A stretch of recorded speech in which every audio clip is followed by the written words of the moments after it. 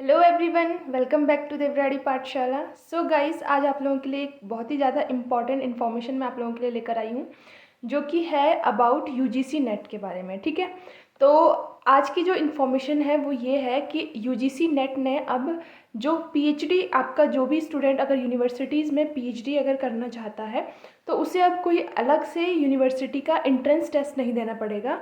वो जो नेट का स्कोर आपका आएगा, जो आप नेट का एग्ज़ाम भरोगे, उसके स्कोर के बेसिस पे आपको एडमिशन मिलेगा इन यूनिवर्सिटीज़ में। ठीक है, तो इसको हम ज़रा डिटेल में समझेंगे कि ऐसा कैसे हो रहा है, क्या हो रहा है, क्या क्या एलिजिबिलिटी है, ये सब हम लोग इसमें वीडियो में डिटेल में समझेंगे। तो एंड तक वीडियो को ज़रूर देखें और वीडियो को लाइक और चैनल को सब्सक्राइब करना ना भूलें। सो गाइज़, जो कि नोटिफिकेशन आया हुआ है ये आपको वेबसाइट पे मिल जाएगा। वेबसाइट का लिंक मैं आपको डिस्क्रिप्शन बॉक्स में दे दूँगी।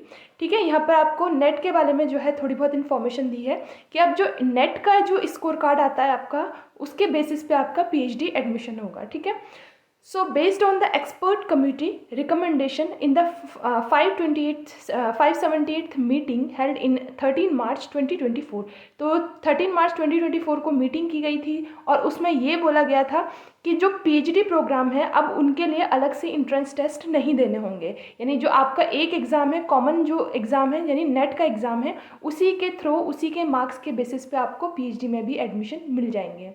तो जैसे अभी तक दो कैटेगरी के स्टूडेंट्स आते थे नेट में।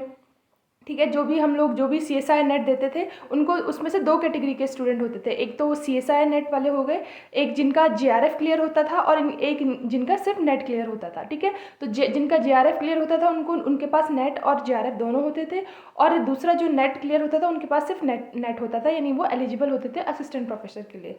लेकिन अब एक तीसरी कैटेगरी भी आ गई है। अगर आपका नेट भी क्वालिफाई नहीं हो पाया है तो भी आप पीएचडी में एडमिशन ले सकते हो through based on the your जो स्कोर कार्ड है आपका, नेट का स्कोर कार्ड, उसके बेसिस पे। ठीक है, तो यहाँ पर समझते हैं जैसे कैटेगरी 1 है, ये एलिजिबल है for first admission to PhD. ठीक है, जो कि कैटेगरी 1 यानी जिनका जेआरएफ क्लियर है। ठीक है, जिनका की सबसे हाईएस्ट मार्क्स है, जेआरएफ क्लियर है, उनको जो है आपको पीएचडी में एडमिशन मिल जाएगा, उनको जेआरएफ फेलोशिप मिल जाएगी, साथ ही साथ वो असिस्टेंट प्रोफेसर के लिए भी एलिजिबल होंगे। नेक्स्ट जो सेकंड कैटेगरी के स्टूडेंट हैं वो सिर्फ पीएचडी में एडमिशन लेने के लिए एलिजिबल होंगे और असिस्टेंट प्रोफेसर के लिए अप्लाई करने के लिए एलिजिबल होंगे, यानी उनके पास नेट और पीएचडी होगा। वो जो है जेआरएफ वो अवेल नहीं कर सकते हैं, उनको कोई भी फेलोशिप नहीं मिल सकती है।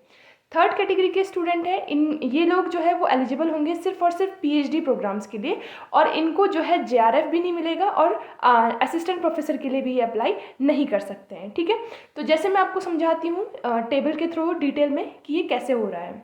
जैसे सिंपल लैंग्वेज में हम समझते हैं, जैसे एलिजिबिलिटी हो गई, एलिजिबिलिटी। ठीक है, जो एलिजिबिलिटी है आपकी वो हो गई जेआरएफ की, जेआरएफ, नेट यानी असिस्टेंट प्रोफेसर। ठीक है, नेट यानी हम इसको शॉर्ट में एपी लिख सकते हैं, असिस्टेंट प्रोफेसर, और थर्ड है पीएचडी के लिए।